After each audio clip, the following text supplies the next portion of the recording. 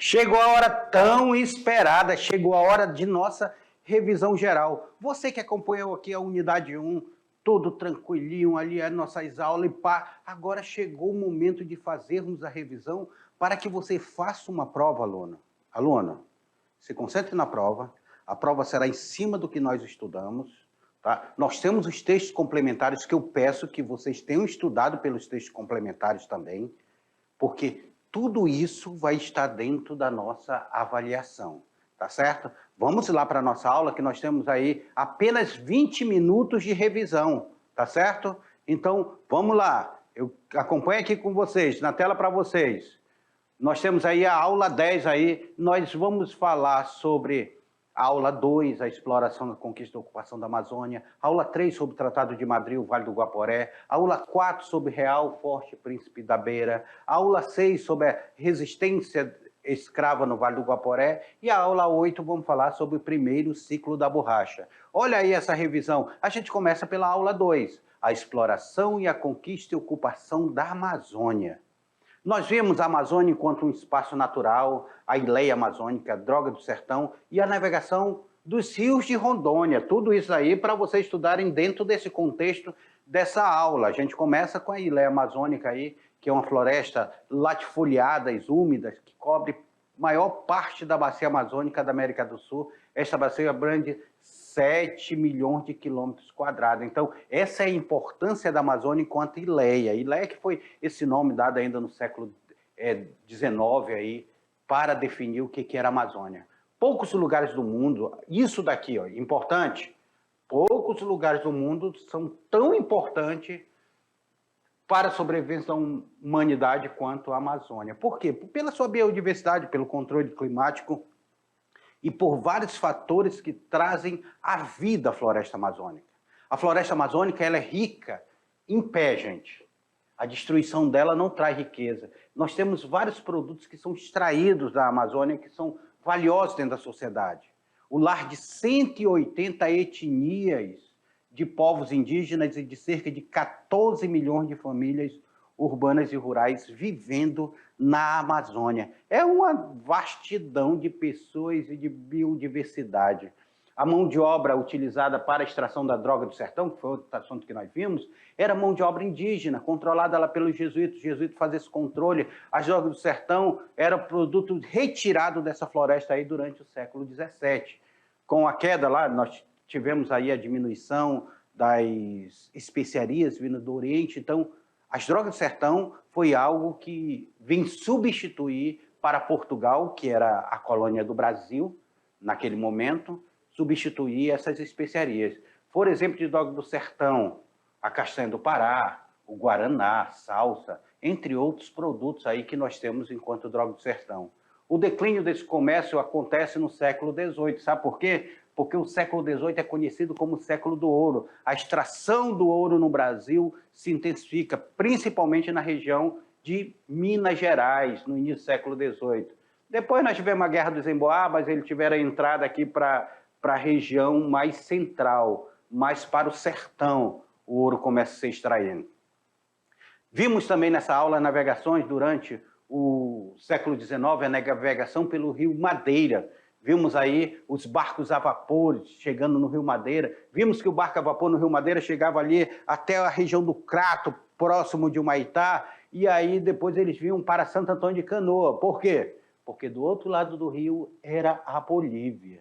Só depois que esses barcos a vapores vão chegar a Santo Antônio do Rio Madeira e depois, com a construção da estrada de ferro Madeira-Mamoré, essa foto aqui, ó, os barcos eles já chegam aqui até Porto Velho. Aqui era em frente à estrada de ferro Madeira-Mamoré. Os produtos da região do Beni e do Madeira eram transportados de canoa para o porto de Serpa, em Itacoatiara, antes da entrada do barco a vapor. O governo do Brasil decretou o monopólio da navegação em 1552. Por quê? Porque ele não queria deixar as embarcações estrangeiras adentrarem na Amazônia. Ele disse, não, eu vou passar essa concessão aqui para Barão do Mauá. Vamos, Mauá, 30 anos de monopólio. É claro, nós vimos também nas nossas aulas que depois esse monopólio ele é derrubado e tem abertura das navegações para as companhias estrangeiras. Mas até então, em 1852, era Mauá. Mauá o responsável por isso daqui, as navegações. Na aula 3 aqui nós vimos o Tratado de Madrid. O que representou o Tratado de Madrid? A Vila Bela do Santíssima Trindade, a migração do Vale do Guaporé e as fortificações que são construídas. Eu quero que vocês observem o seguinte, alunos. Antes era o Tratado de Tordesilhas. O Brasil só era essa parte. Com o Tratado de Madrid, o Brasil passou a definir as fronteiras que mais ou menos hoje é o Brasil, essa fronteira. Mais ou menos se definiu o Brasil. Outra questão do Tratado de Madrid é a filosofia do ultipossidete, direito da posse, ou seja, quem ocupa é o dono, esse direito do ultipossidete. O Tratado de Madrid também usava acidente geográfico como limites naturais de espaço, aí, rios, montanhas, vales, aí, esses espaços naturais aí como limites. O Tratado de Madrid foi importante pelo fato de ter praticamente definido o atual espaço geográfico que é o Brasil. É claro, depois vai ser definido aqui no sul, depois vai ser definido aqui nessa região do Acre, parte do Amazonas, mas já estava basicamente definido o que seria o Tratado de Madrid. A mineração do Vale do Guaporé, a provisão de 6 de março de 1732, passa a oferecer condições para a ocupação do novo sítio de mineração descoberto em 1734. Lá, no século XVIII começa a exploração do ouro no Brasil. Depois do século XVIII, no início do século XVIII, lá no início do século XVIII, nós temos a Guerra dos Emboabas, que é a guerra dos paulistas contra os portugueses que aqui chegavam e eram apelidados de emboabas. Essa chegada desses paulistas, desses portugueses, vão fazer com que esse povo adentre para o sertão brasileiro. Aí eles chegam no Vale do Guaporé. Eles chegam ali na região de Goiás, o ouro é descoberto em Goiás. Depois é criado, o ouro é descoberto mais pelo centro do Brasil e é criada, então, a Capitania do Mato Grosso. A Capitania do Mato Grosso era criada em 1742, 2 anos antes do Tratado de Madrid ser assinado, criada a Capitania do Mato Grosso. Coube ao tenente-mestre de campo, general Manuel dos Reis Carvalho, comandar uma milícia com 842 soldados para aprisionar 266 índios e matar cerca de 600 outros. Gente, o massacre indígena ele é muito forte nessa região. A entrada do homem branco ele trouxe a dizimação desse povo, a dizimação de populações inteiras. A produção das minas do Guaporé entrou em decadência nos últimos 30 anos do século XVIII. Aí, chegando no final do século XVIII, as minas do Guaporé entram em decadência. Sabe o que eles fizeram? Eles abandonaram o Vale do Guaporé, vão embora. E olha que eles já tinham construído fortificações. Saíram construindo fortificações ao longo da Amazônia, começando pelo Pará, depois chegaram em Roraima, Amazonas, e foram até ser construído aqui, ó, o conhecido Real Forte Príncipe da Beira, que é construído aqui na região de Rondônia, lá na cidade de Costa Marques, né? Mas naquele momento era Mato Grosso, próximo da capital do Mato Grosso, que era Vila Bela da Santíssima Trindade. O Forte Príncipe da Beira é construído, então, o projeto de proteção em fronteira, a construção, a mão de obra utilizada, as curiosidades do forte foram assunto que nós vimos nessa aula.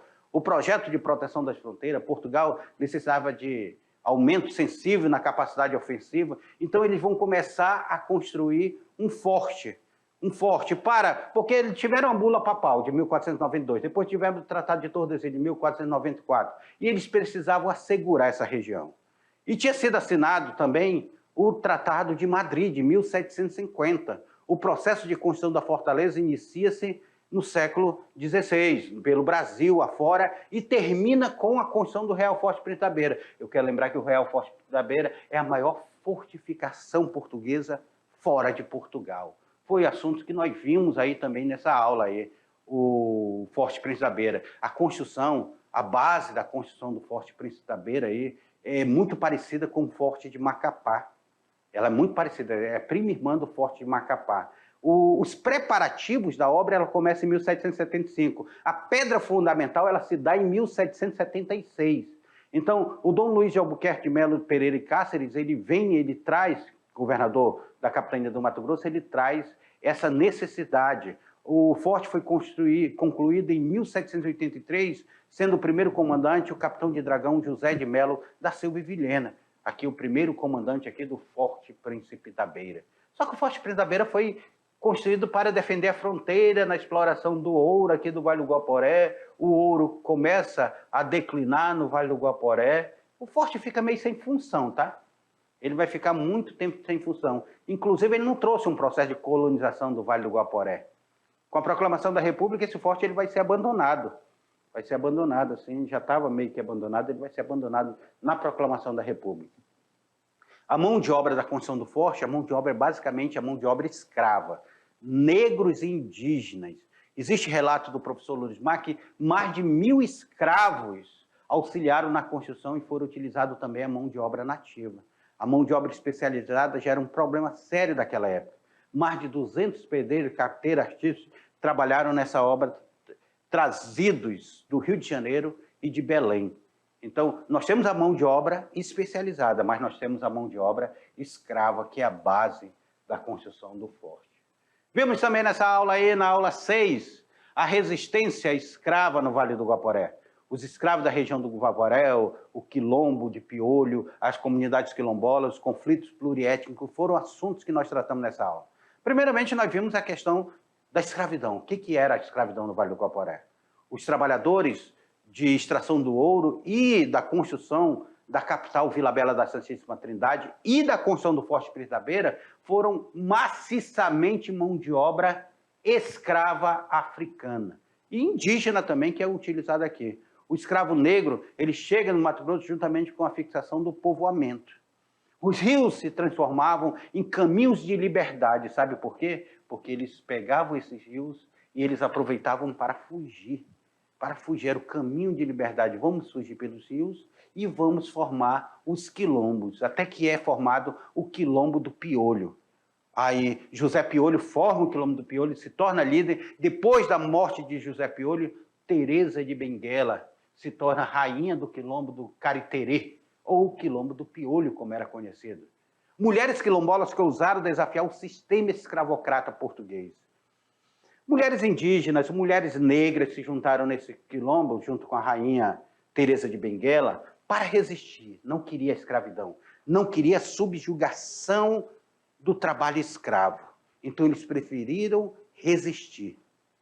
Hoje, no Vale do Guaporé, nós temos comunidades quilombolas formadas lá no Vale do Guaporé. Aí, eu trago para vocês a nossa visita, que nós fizemos à comunidade Associação Quilombola de Santa Fé, lá no Vale do Guaporé. Aí, eu e o professor Loures Mar aqui levamos professores de história para conhecer essa comunidade, essa realidade quilombola. O processo de abandono da região do Vale do Guaporé pelos senhores brancos. As pessoas foram abandonadas no Vale do Guaporé. E as pessoas... E o Vale do Guaporé...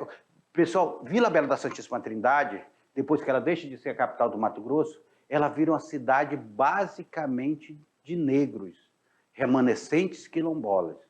Acrescenta esses dados das recentes indicações das comunidades de Tarumã.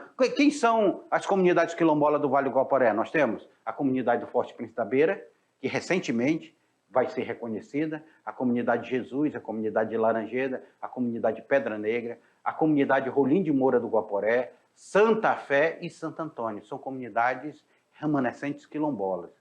Vamos acrescentar também essa daí, a comunidade de Tarumã, no município de Alta Floresta do Oeste, e a comunidade de Santa Cruz, no município de Pimenteiras. São comunidades quilombolas que nós temos no Vale do Guaporé. O primeiro ciclo da borracha, esse chamado aí, o ouro branco, o primeiro ciclo da borracha, a migração nordestina, as consequências para Rondônia, nós temos aí esse processo, esse início. Primeiramente, nós temos que entender o que representa esse primeiro ciclo da borracha. Nós temos aí, o primeiro ciclo da borracha foi um ciclo econômico que aconteceu na região norte do Brasil. Isso daqui não podemos esquecer. Ficou marcado pela extração do látex e a produção da borracha. Atraiu milhares de pessoas para a região amazônica, principalmente vindas do Ceará. contribuiu para o crescimento e enriquecimento das cidades de Manaus, Belém e Porto Velho. Isso são características do primeiro ciclo da borracha. Teve fim por causa de quê? Da concorrência das borrachas produzidas na Ásia, principalmente na região da Malásia. Isso é característica do primeiro ciclo da borracha. Olha aí. O primeiro ciclo da borracha é um ciclo indígena, mão de obra indígena. Depois nós temos aí, sendo trazido para a Amazônia, os trabalhadores nordestinos. Então esse ciclo foi responsável por atrair milhares de trabalhadores para a região amazônica a fim de trabalhar na extração do látex. Primeiramente nós temos um indígena extraindo a borracha, depois vem um nordestino para produzir essa borracha. O segundo item mais exportado do Brasil entre 1880 e 1910. Ele ficou em segundo lugar. Ele ultrapassou a cana-de-açúcar, ultrapassou o cacau, só ficando atrás do café. O resultado dessas mudanças causado pelo desenvolvimento tecnológico industrial que aconteceu no século XIX. Nós estávamos aí em plena Revolução Industrial, gente. Nós estávamos saindo da primeira Revolução Industrial para a segunda Revolução Industrial e nós temos, então, a borracha sendo extraída dos seringais da Amazônia. Vimos também que a migração nordestina ela foi muito forte. Milhares de nordestinos fugindo da cerca. Eles eram candidatos a substituir a mão de obra escrava, que o Brasil estava entrando num processo de abolição da escravidão, o fim do tráfico negreiro, e eles viram nesse nordestino, eles viram nesse sertanejo pobre, a possibilidade de exploração. A migração nordestina garantia a extração da borracha por um custo muito baixo. Quem era responsável por trazer para eles eram os aviadores. O sistema de aviamento era responsável pela contratação dessa mão de obra. Só que era uma mão de obra semi-escrava. Eles ficavam escravos da terra, com dívidas impagáveis. Não conseguia pagar essa dívida. E para Rondônia, professor? Quais as consequências que esse ciclo da borracha trouxe para Rondônia? Para Rondônia, nós nos deparamos com o primeiro ciclo da borracha, com uma ação direta no desenvolvimento do Estado. Por quê? Porque o primeiro ciclo da borracha, ele está relacionado ao Tratado de Ayacucho, tá, que passou terras da Bolívia para o Brasil. Tem a questão do Acre, onde é assinado o Tratado de Petrópolis.